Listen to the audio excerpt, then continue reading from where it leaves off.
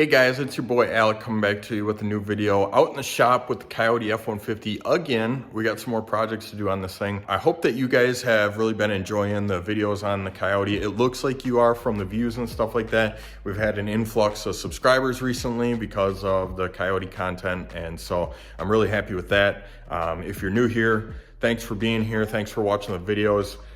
So far on the COYOTE, we have, of course, made a video about purchasing it. We've lowered it, we've put wheels on it, we've done headlights on it, and today we're in for another round of mods.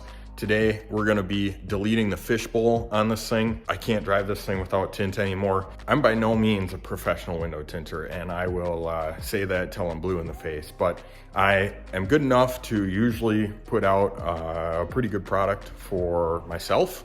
I don't really tint for anyone else. I just kind of do it for myself. I'm pretty good at freehanding or cutting my own brows and back windows and stuff like that. I've never really tried to cut side windows or anything. So we're gonna be working with some pre-cut tint today. That's usually how I end up doing it. It's probably not the highest quality tint, but for now, it will delete the fishbowl that we got going on the old COYOTE over here.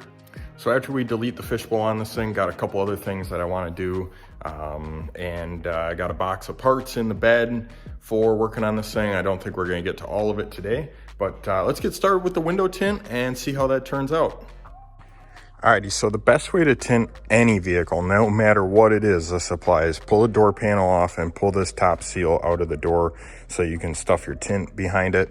If you don't pull the seal, you can still get it to work, but you end up rubbing your tint against this felt edge on here, and your tint gets all dirty and it won't stick. So this is the top piece that goes on there. We got that removed, and our door panel is cracked here.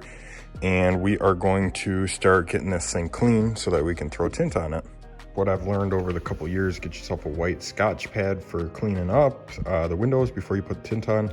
And then Johnson & Johnson baby soap is like nice and slippery, but it doesn't have any dyes or anything like that in there. I've used normal car soap before, and I've gotten like kind of like a film behind the tint. It eventually comes out, but it doesn't look good until it comes out. So we're just gonna go with the Johnson soap, and there's not really, to be honest with you, there's not really a good mixture that everyone swears by. You just put like a quarter of these in there, shake it up, spray it on the window, see how it feels for slickness, and if you want more, then you can put more in. So that's where we're gonna start. I'm gonna start getting the windows cleaned up with this guy and our squeegee, and then we'll throw some tint on.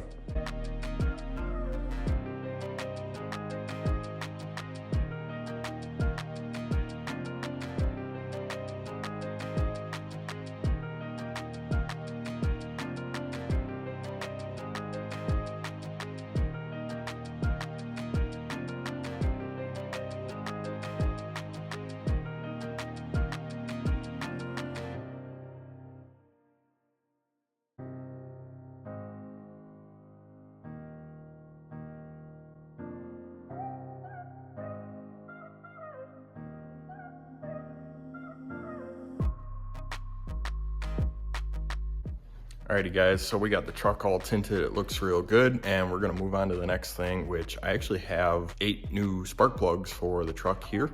And so I'm gonna put those in, and also I got Taylor back here putting in the work. We got the reflective decals still and the sticky stuff left over. So she's helping me out with that. Rub and tug. But here's all the sticky stuff that's like left over, and I found Goo Gone to work pretty good, but of course the old non-flammable brake cleaner works. Jesus, works good. That stuff will kill your liver and take adhesive off of the side of a truck. Got the sunlight golden hour over here. Truck's looking good, all tinted out. Got the brow up there. Had to do a 2-piece on that one. Got the sides. We did 15 on the sides, which is kind of my happy medium. And then we did 5% on the back, 5% brow on the front. It's looking good. Happy with it. The tint turned out pretty good for a guy that's not a window tinter. Alrighty guys, so checking back in with you. We're about halfway through the video, but day got long on me yesterday and didn't get any of the plugs done. Was working on wiring in the daytime running lights from the last video that you saw that I ran into some issues with the harness. So anyways, we're at the home shop and I got the tools here to do spark plugs on this thing. So I'm gonna get that knocked out. And I've kind of been noticing every once in a while the truck idles a little rough. With 74,000 miles on it, and it has also like 1,400 idle hours on it, so it's probably due for plugs. It's probably got, like, realistically 5,600 hours of operation on it or something like that, I think. So it's quite a few miles on probably factory plugs, so hopefully they all come out. Let's jump right into getting those plugs out and see what they look like.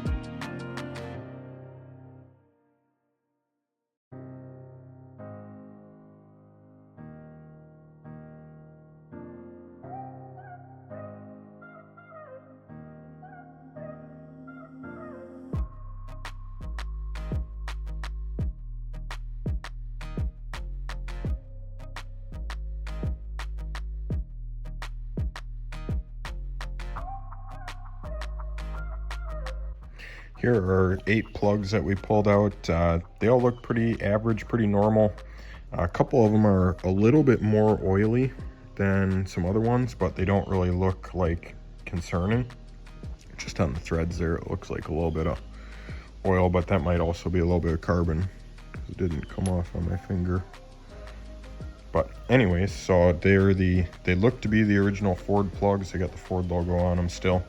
So I think those might be original.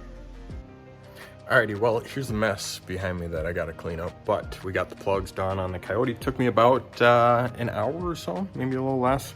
I had to stop there, smoking something on the grill, so I had to stop and, you know, tend to that. But ended up going with these NGK Iridium IX spark plugs. This is kind of what everyone seems to be running on the tuned Coyotes. Maybe that's a little foreshadowing, not sure. Pretty easy to do, easier than LS spark plugs, I'll tell you that much. These are all coil stick and top of the valve cover kind of thing, except cylinder number 7, I think it's 7, or maybe it's 5. Third one back on the passenger side is because this has direct injection, they can't put a stick coil there, so they did like a coil with a plug wire that goes down in the hole. It's a little different. Let me show you that. So you can just barely see it, but this is what the normal coils look like, coil stick. And this guy, the coil's back here, and then the wire goes down on a plug end. So a little different because the direct injection pump right there that rides on the cam is in the way, but we got that done. So that's awesome.